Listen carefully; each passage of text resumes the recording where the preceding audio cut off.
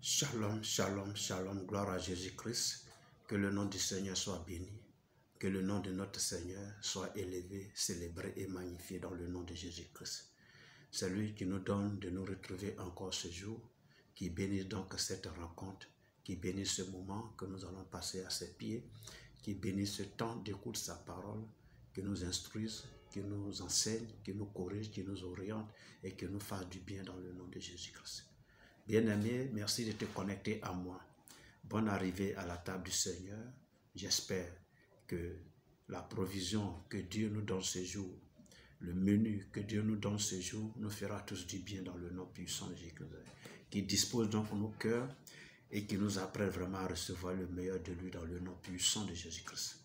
Continue de me suivre, continue de m'accompagner, de m'encourager par tes commentaires, par tes likes.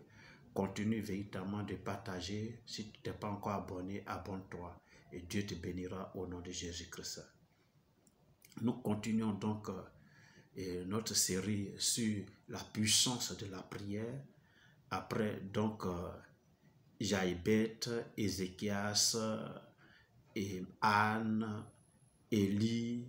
Je vais parler d'un autre personnage aujourd'hui et non des moindres. Alléluia. Et cela va nous conduire dans le livre de Luc 22. On va lire à partir du verset 39 que je lis. Après être sorti, il alla selon sa coutume à la montagne des Oliviers. Ses disciples le suivirent. Lorsqu'il fut arrivé dans ce lieu, il leur dit: priez afin que vous ne tombiez pas en tentation. Puis il s'éloigna d'eux à la distance d'environ d'un jet de pierre, et s'étant mis à genoux, il pria, disant: Père, si tu voulais éloigner de moi cette coupe, toutefois, que ma volonté ne se fasse pas, mais la tienne. Alors un ange lui apparut du ciel pour le fortifier. Étant en agonie, il priait plus instamment, et sa sueur devint comme des grumeaux de sang qui tombaient à terre. Après avoir prié, il se leva et vint vers ses disciples qu'il trouva endormis de tristesse. Il leur dit: pourquoi dormez-vous? Levez-vous et priez afin que vous ne tombiez pas en tentation. Alléluia. Donc vous l'avez déjà imaginé. Et ici, je vais parler de notre Seigneur Jésus-Christ de Nazareth. Vous savez, ce qui est intéressant avec le Seigneur Jésus-Christ, c'est qu'il a enseigné sur la prière. Mais il a aussi prié et il a mis la prière en pratique. Alléluia. Et dans l'un des passages, il a fini de prier. Ses disciples sont venus lui dire: enseigne-nous à prier. Ça veut dire qu'il avait une particularité dans sa façon de prier. Alléluia.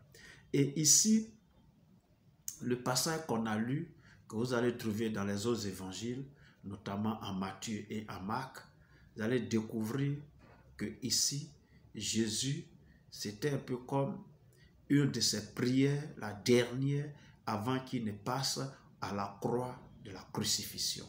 Alléluia. Donc là, il connaît bien son destin.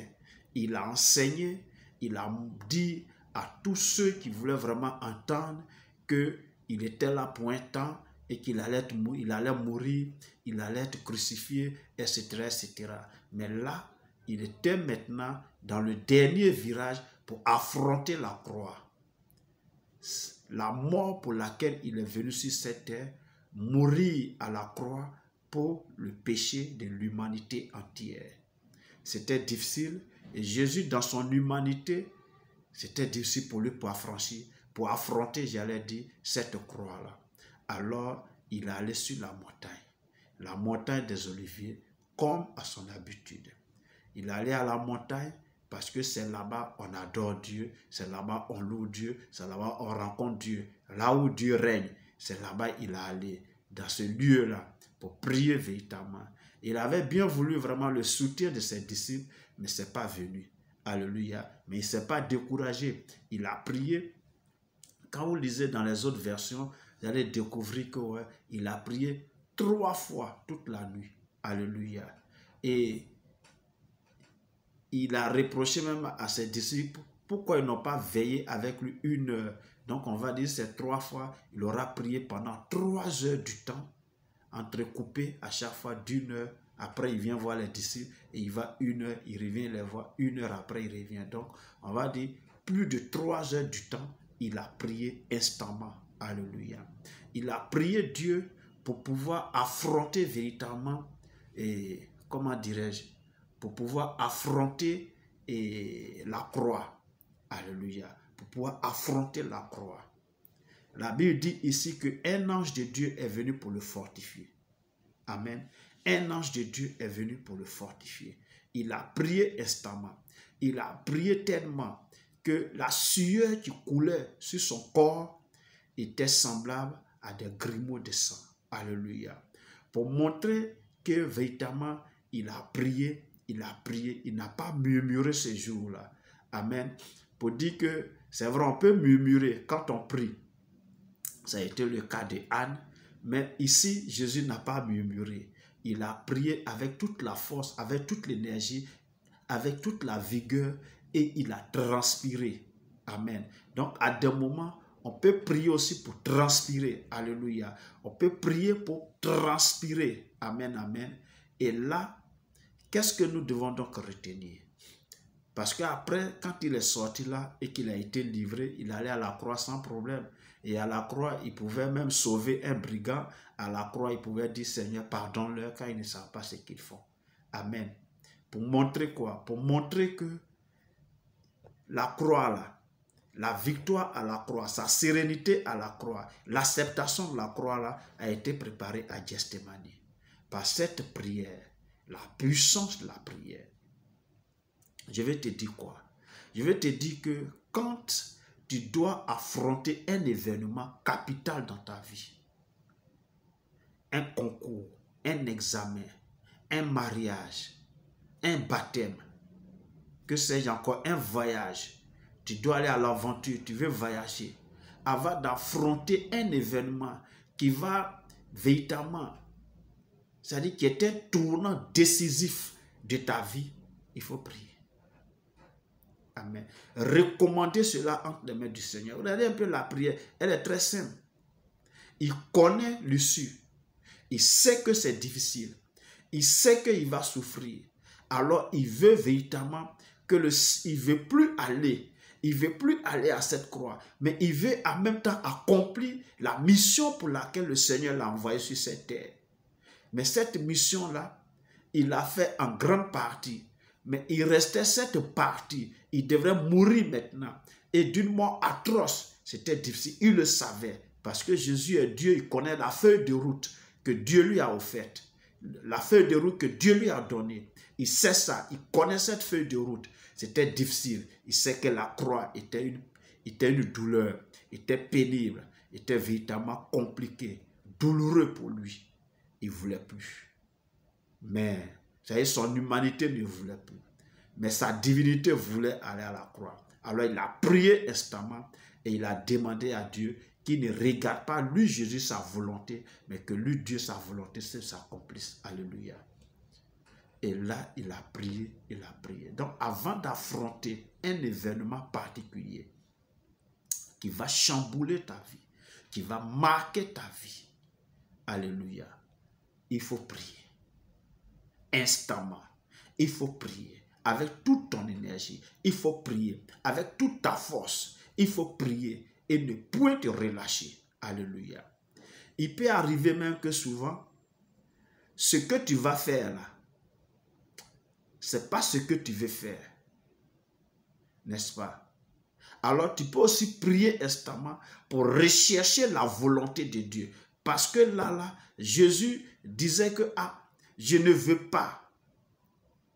Mais pas ce que je veux. C'est ta volonté que je recherche.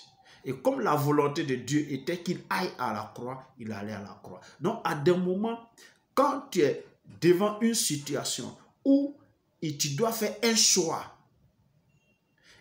qui va marquer l'histoire de ta vie, qui va marquer ta vie, qui va apporter, qui va impacter ta vie, alors il faut rechercher la volonté de Dieu. Alléluia.